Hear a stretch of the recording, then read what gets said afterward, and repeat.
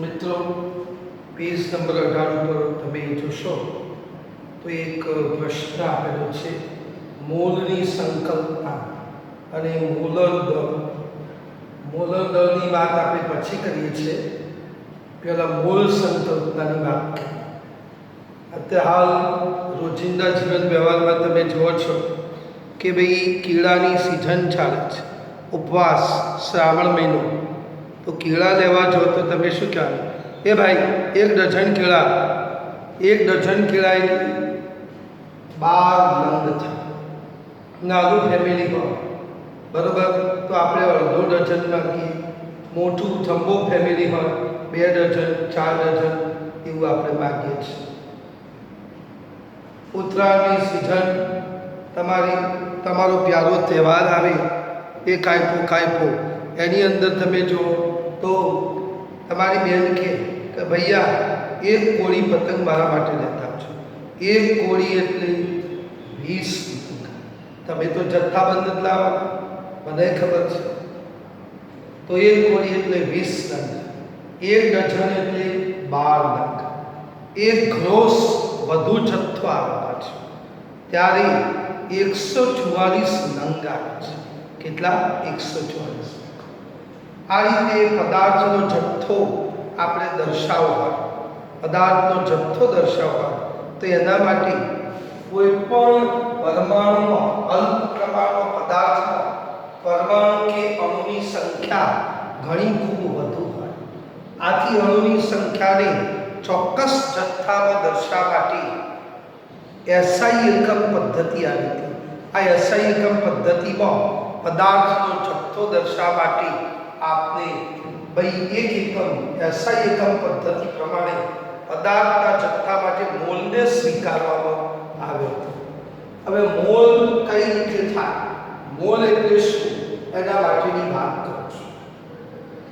અહીં 12 ગ્રામ કાર્બનમાં 12 ગ્રામ કાર્બન એનું માસ સ્પેક્ટ્રોમીટરથી વજન કરે.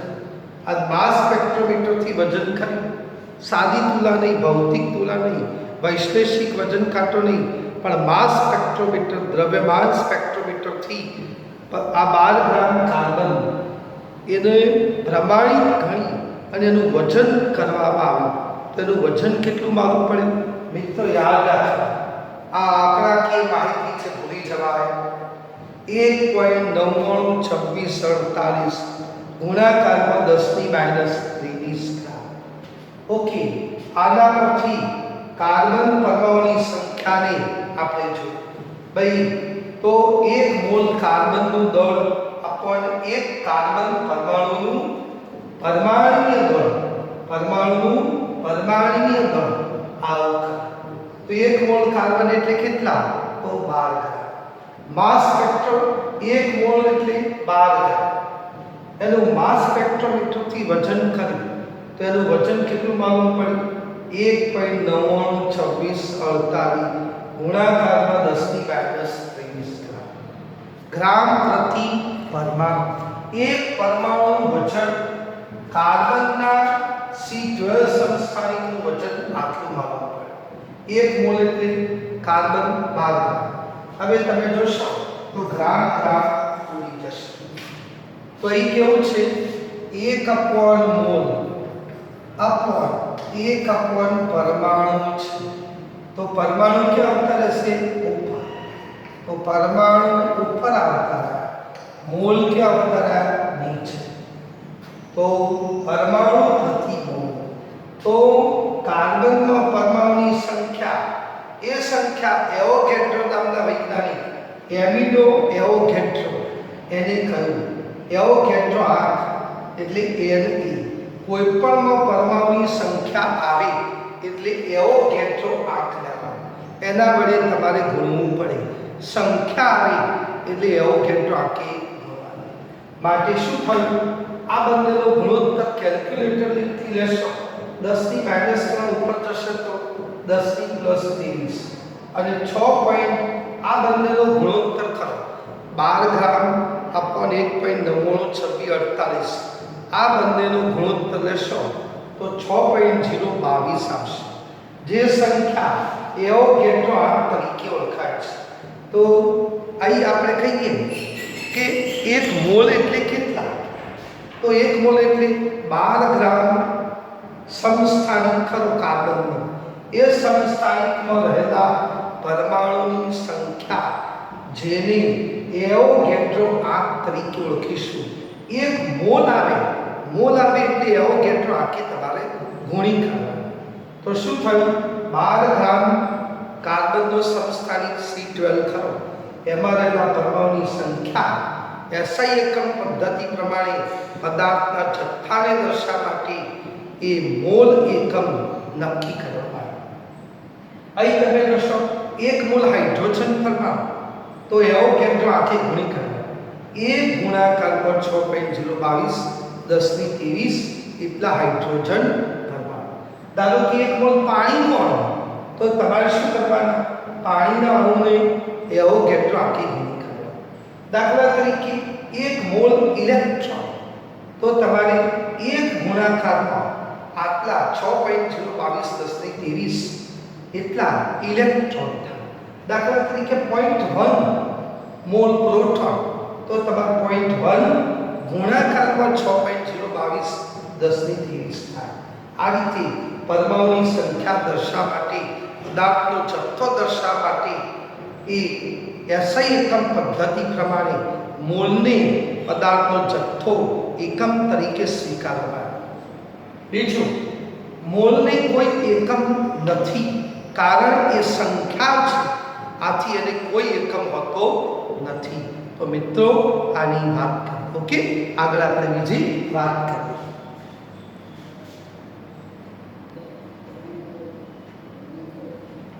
મિત્રો બીજી એક વાત કરીએ, મોલર દળ. મોલર દળ એટલે 1 મોલનું ગ્રામમાં દર્શાવેલું વજન. 1 મોલનું ગ્રામમાં દર્શાવેલું વજન દળ, એને આપણે મોલર દળ કહીએ. જો અણુ માટેની વાત કરીએ તો અણુનું આપણે વજન જોવું છે, તો મોલર દળ માટે આણ્વીય દળ કહેવાય. અણુ માટે આણ્વીય. O2 નું આણ્વીય દળ કેટલું? તો 32 ગ્રામ.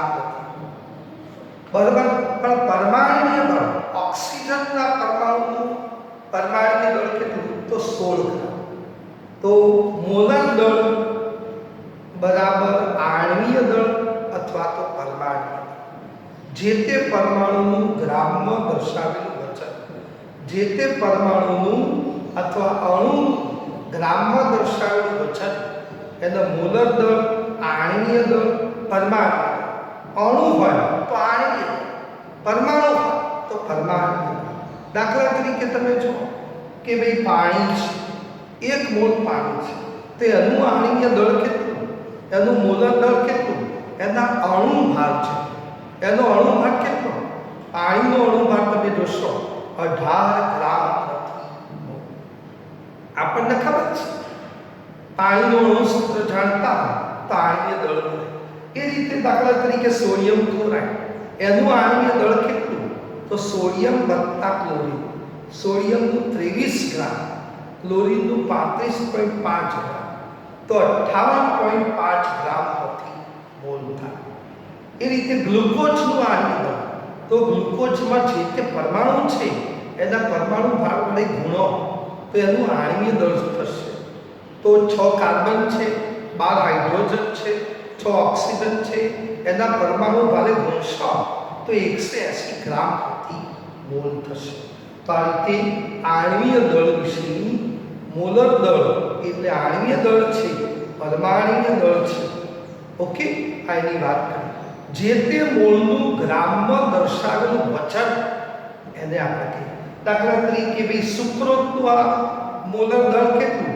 તો તમને ખબર છે 342. દાખલા તરીકે એસિટિક એસિડનું મોલર દળ કેટલું? તો 60 ગ્રામ પ્રતિ મોલ છે. દાખલા તરીકે યુરિયાનું કેટલું? તો એનું પણ 60 ગ્રામ પ્રતિ મોલ છે. તો આ રીતે મોલર દળ એટલે જે તે પદાર્થનું એ ગ્રામમાં દર્શાવેલું વજન, એને મોલર દળ, આણ્વીય દળ, પરમાણ્વીય દળ તરીકે સ્વીકારવામાં સ્વીકારવામાં આવ્યો છે. તો આની વાત કરીએ.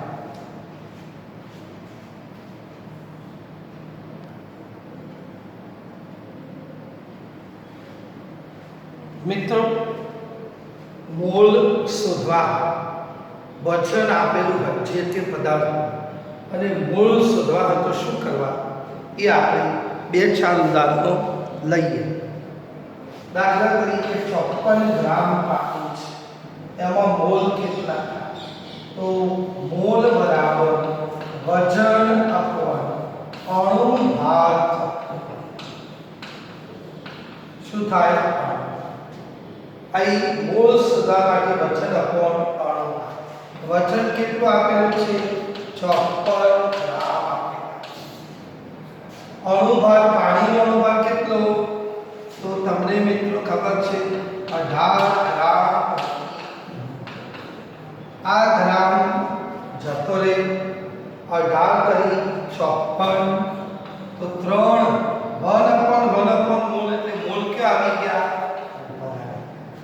તો 54 ગ્રામ પાણીના મોલ કેટલા થયા? 54 ગ્રામ પાણીના મોલ 3 મોલ થયા. કેટલા મોલ? તમને બહુ સરળતાથી આ ખબર પડવી જોઈએ. આમાં ચાલે. ધારો કે બીજું એક લઉં છું કે 3.42 ગ્રામ સુક્રોઝ. સુક્રોઝ એટલે ખાંડ છે. ઓકે, આમાં કેટલા થાય એ આપણે જોવાનું છે. તો ફરીથી પાછું મિત્રો આ સૂત્ર વાપરવાનું. મોલ બરાબર વજન અપોન અણુ ભાર થવાનું. વજન કેટલું? 3.42 ગ્રામ. સુક્રોઝનો અણુ ભાર કેટલો છે? 342 છે ગ્રામ પ્રતિ. અહીં ગ્રામ જતા રહેશે. 3.42 ને 3.42 તમે 342 વડે ભાગો તો 0.01 મોલ આવશે. આવું આપણને આવડતું હોવું જોઈએ. ધારો કે વાત ત્રીજું એક ઉદાહરણ આપણે લઈએ કે એક ઉદાહરણ કે 19.6 ગ્રામ H2SO4 ના મોલ શોધો. આના મોલ શોધો. તો શું કરવાનું? મોલ બરાબર વજન અપોન અણુ ભાર. ચલો વજન કેટલું મિત્રો? 19.6 ગ્રામ. સલ્ફ્યુરિક એસિડ H2SO4 નો અણુ ભાર કેટલો એ તો તમને ખબર જ છે. આને કહેવાનું હોય નહીં. કેટલો? 98 ગ્રામ. ગ્રામ જતા રહ્યા. 19.6 ને 19.6 ભાગાકાર 98 તો 0.2 મોલ થાય. 0.2. તો આવું આપણને મિત્રો આવડતું હોવું જોઈએ. કોઈ તકલીફ થશે નહીં ના. ચલો ચોથું એક ઉદાહરણ આપો. દાખલા તરીકે યુરિયા છે. આપણે કોણ છે? યુરિયા. અથવા તો બીજું કોઈ લઈએ દાખલા યુરિયાનો છે. તો 180 ગ્રામ યુરિયા એના મોલ શું કરવાનું? તો ફરીથી મોલ બરાબર વજન અપોન અણુ ભાર. વજન કેટલું? 180 ગ્રામ. યુરિયાનો અણુ ભાર કેટલો તમને ખ્યાલ છે? તો 60 ગ્રામ. એક શૂન્ય જતો 6 તરી 18 કેટલા મોલ આવ્યા? 3 મોલ. આવું ખ્યાલ હોવો જોઈએ. તમને આના ઉપરથી આવડતું હશે. ઓકે, દાખલા તરીકે 5 સોડિયમ કાર્બોનેટ, પણ સોડિયમ કાર્બોનેટ, આ સોડિયમ કાર્બોનેટ દાખલા તરીકે આપણે 106 ગ્રામ Na2CO3 ના મોલ શોધો. તો શું કરવાનું? તો આપણે ખબર હોવી Na2CO3 મોલ બરાબર વજન અપોન અણુ ભાર. વજન કેટલું? 106 ગ્રામ. Na2CO3 સોડિયમ કાર્બોનેટનો તમે અણુ ભાર તો લગભગ 53 જેટલો થતો હશે. 23 નું 46, સોરી 106 થતો હશે. 23 નું 46 કાર્બનનો ભાગ 16 કરી 8 ને 10 નો 16, 106 તો 106 ભાગ્યા 106 આ રીતે ના જતા 6 6 0 0 1 આખું જતું રહે અને બરાબર 1 મોલ. આ રીતે કોઈ પણ પદાર્થના મૂળ શોધવા હોય તો વજનને અણુ ભાર સાથે ભાગવાના, અથવા ભાઈ આવું મૂળ શોધવા હોય, એકલો પરમાણુ આપેલો હોય તો વજન અપોન પરમાણુ ભાર, તો તમારે મૂળ મળી જશે. ઓકે, આ એક વાત કરી. હવે નવા એક ટોપિક વિશે આપણે જોવા જઈએ.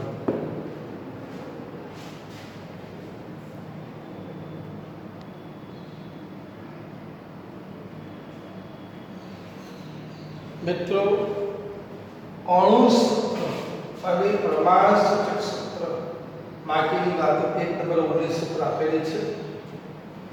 અણુ સૂત્ર ગ્લુકોઝનું અણુ સૂત્ર કયું? C6H12O6. એટલે જે તે પદાર્થના અણુમાં કયા કયા તત્વો છે, કયા કયા પરમાણુ છે, એ પરમાણુની ચોક્કસ સંખ્યા છે. કે ગ્લુકોઝમાં 6 કાર્બન છે, 12 હાઇડ્રોજન છે અને 6 ઓક્સિજન છે. પાણીનું અણુ સૂત્ર, તો પાણીમાં 2 પરમાણુ છે, હાઇડ્રોજન અને ઓક્સિજન. એમાં કેટલા પરમાણુની સંખ્યા છે? હાઇડ્રોજનની કેટલી? તો 2, H2, ઓક્સિજન 1. તો H2O એ પાણીનું અણુ સૂત્ર. પ્રમાણ સૂચક સૂત્ર એટલે જે તે પદાર્થની અંદર જે પરમાણુ છે એ પરમાણુની પૂર્ણ સંખ્યાનો ગુણોત્તર. મિત્રો, આમાં કાર્બન કેટલા છે? તો 6 થાય. 6, હાઇડ્રોજન 12, ઓક્સિજન 6. તો 6:12:6 તેનો પૂર્ણ નાનો ગુણોત્તર કયો થવાનો? 1:2:1.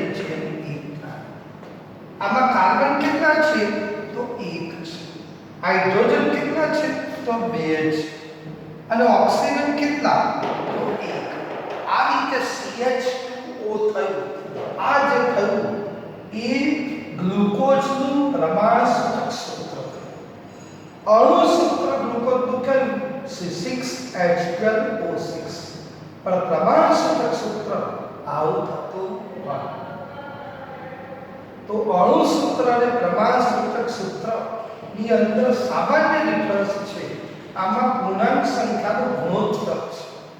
કયા કયા તત્વો છે એનું સૌથી નાનું મૂલ્ય કેટલું છે? એ જરા કે ભાઈ ગ્લુકોઝ છે તો કાર્બન કેટલા, હાઇડ્રોજન કેટલા, ઓક્સિજન કેટલા, એ દર્શાવે છે.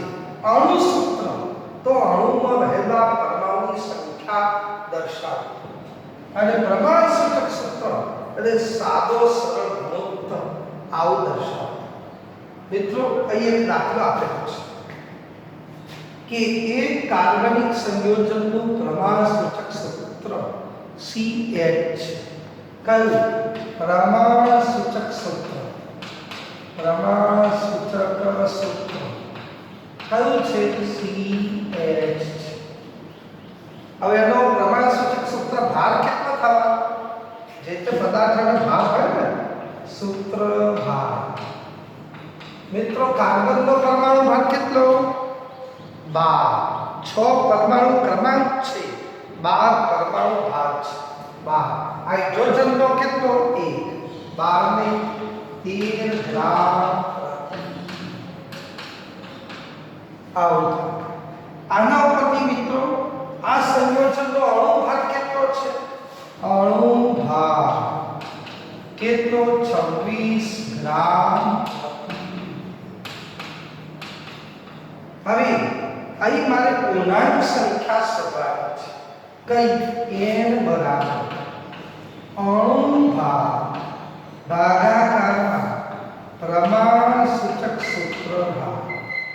પ્રમાણ સૂચક સૂત્ર અણુ ભાર કેટલો મિત્રો? તો 26 ગ્રામ. પ્રમાણ સૂચક સૂત્ર ભાર કેટલો?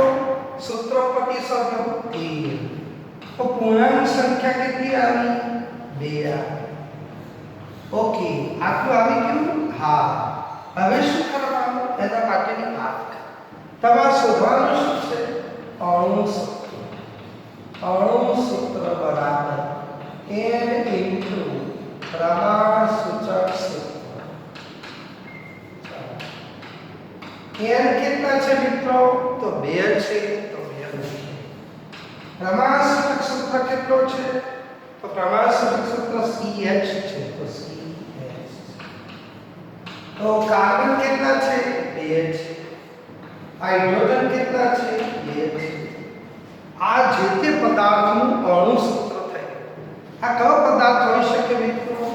તો 11 સાયન્સમાં અને 10મા ધોરણમાં તમે જોયા હશે કે આ પદાર્થ આ છે. આવું આવતું હતું 10મા ધોરણમાં. આને ઇથાઇલ કહેવાય. ઇથાઇલ અથવા એસિટિલિન.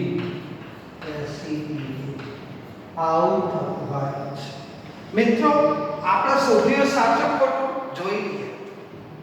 અણુ ભાર કેટલો આપેલો છે? 26. તો 26 અણુ ભાર આગળ છે જોઈ લઈએ.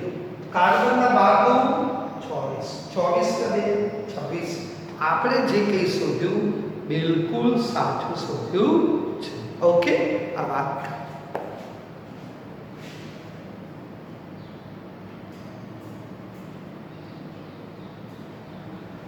મિત્રો એક તમને આપું છું, જાતે તમારે પ્રયોગ કરો. એક કાર્બનિક સંયોજનનું પ્રમાણ સૂચક સૂત્ર CH2 છે. જો સંયોજનનો અણુ ભાર 28 ગ્રામ પ્રતિ મોલ હોય તો તેનું અણુ સૂત્ર તમારે શોધવાનું છે. શું થશે? પ્રમાણ સૂચક સૂત્ર આપેલું છે. પ્રમાણ સૂચક સૂત્ર કયું? CH2. ચલો પ્રમાણ સૂચક સૂત્ર પરથી પ્રમાણ સૂચક સૂત્ર ભાર. સૂત્ર ભાર કેટલો થવાનો? કાર્બનનો 12, 2 હાઇડ્રોજનનો 2, 14 ગ્રામ પ્રતિ. તમારે અણુ ભાર આપેલો છે? હા. કેટલો છે મિત્રો? 28 ગ્રામ. અણુ ભાર અને પ્રમાણ સૂચક સૂત્ર ભાર બંનેનો ગુણોત્તર લો એટલે તમને n પૂર્ણાંક સંખ્યા મળશે. અણુ ભાર અને પ્રમાણ સૂચક સૂત્ર ભાર આ બંનેનો ગુણોત્તર લેશો. અણુ ભાર કેટલો? 28. પેલો 14. કેટલા થઈ ગયા ભાઈ? 2 ગ્રામ થયા. આ રીતે 2 ગ્રામ કપાતા. હવે તમારે શું કરવાનું? અણુ સૂત્ર બરાબર n ઇન્ટુ પ્રમાણ સૂચક સૂત્ર. n કેટલા થયા મિત્રો? 2 થયા. પ્રમાણ સૂચક સૂત્ર કયું? CH2. આનું તમે સાદું રૂપ આપો તો કેટલું થશે મિત્રો? તો 2 ગુણો તો C2H4. C2H4 થયું. ઓકે, હવે તમે જો આ અણુ સૂત્ર નક્કી કરીને સાચું છે ખોટું જોઈ લો. 12 24, 24 ને 4 28 આવી ગયા. મિત્રો આ કયો પદાર્થ છે તો તમને ખબર હોય તો C2 CH2 double bond CH2 બોલો કાર્બન કેટલા 2 હાઇડ્રોજન કેટલા 4 હંમેશા કાર્બન કેટલા બંધ બનાવે 4 ઓકે આ છે ઇથિન અથવા ઇથિલિન ઇથિન અથવા ઇથિલિન આ ચલો ત્રીજી એક વાત જાતે કોન્ફિડન્સ આવો છે એક કાર્બનિક સંયોજનનું પ્રમાણસૂચક સૂત્ર CH2O3 કયો છે ભાઈ CH2 અત્યાર સુધી તમારા મનમાં એવું હતું કે n તરીકે 2 જ આવે એવું હતું નથી એટલે આ નવો દાખલો લીધો છે ચલો પ્રમાણસૂચક સૂત્ર કયું તમારું CH2 આના પરથી પ્રમાણસૂચક સૂત્ર ભાગ કેટલો થવાનો કાર્બનનો 12 હાઇડ્રોજનના 2 ઓક્સિજનનો 16 કેટલો થઈ ગયો મિત્રો 30 ગ્રામ પ્રતિ અણુ ભાર કેટલો તો અણુ ભાર કેટલો થયો 180 ગ્રામ પ્રતિ મોલ તો n બરાબર અણુ ભાર अपॉन प्रमाणसूचक सूत्र भाग चलो अणु भाग કેટલો 180 प्रमाणसूचक सूत्र भाग કેટલો 30 બંનેનો સાદો 0 જતા 6 કેટલા 6 n તરીકે 6 હવે મિત્રો તમને ખબર છે n 6 આવી ગયા અણુ ભાગ અને પ્રમાણસૂચક સૂત્ર ભાગનું ગુણોત્તર લો તો n આવશે હવે n ને તમે પ્રમાણસૂચક સૂત્ર વડે ગુણો તો તમારું અણુ સૂત્ર આવી જાય n કેટલા છે 6 પ્રમાણસૂચક સૂત્ર કેટલું છે કયું છે ભાઈ તો CH2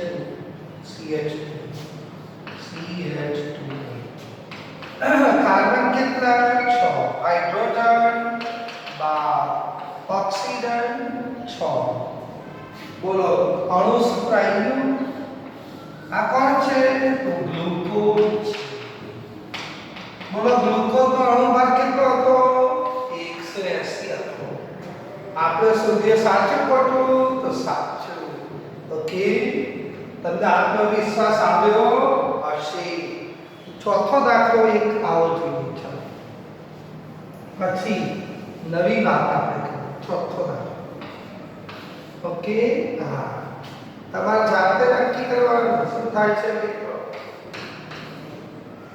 ઓકે આવો દાખલો આપણને આપેલો છે આવો દાખલો આપેલો છે આની અંદર શું કરવાનું એ આપણે જોઈએ ચલો પ્રમાણસૂચક સૂત્ર કયું છે CH પ્રમાણસૂચક સૂત્ર તો પ્રમાણસૂચક સૂત્ર ભાગ કેટલો થયો K ગ્રામ પ્રતિ મોલ અણુ ભાગ કેટલો મિત્રો અણુ ભાગ 78 ગ્રામ પ્રતિ મોલ બંનેનો ગુણોત્તર લો અણુ ભાગ अपॉन प्रमाणसूचक सूत्र भाग अणु भाग કેટલો 78 प्रमाणसूचक सूत्र भाग કેટલો 30 આ બંનેનો ગુણોત્તર લો તો 6 થવાનો કેટલો થવાનો 6 ઓકે હવે તમે જોજો આ n ને પ્રમાણસૂચક સૂત્ર વડે ગુણો તો તમારું અણુ સૂત્ર થશે ઓકે n કેટલા છે પૂર્ણાંક સંખ્યા 6 પ્રમાણસૂચક સૂત્ર CH તો C6H6 મિત્રો આ જે થાય છે એ બેન્ઝીન છે કોણ છે બેન્ઝીન હવે એક પ્રવાહી આવે છે એના વિશે આપણે વાતો કરીશું તમે એ શોધીને સાચું ખોટું 12 6 72 6 78 બાકી આપણે શોધીએ સાચું શોધીએ. આવું સ્ટ્રક્ચર બેન્ઝીનનું થવાનું છે. આ બેન્ઝીન છે. ઓકે, તો આ પ્રકારના આના વિશે આપણે પાછા વધુ વાતો કરીશું. ઓકે, હા.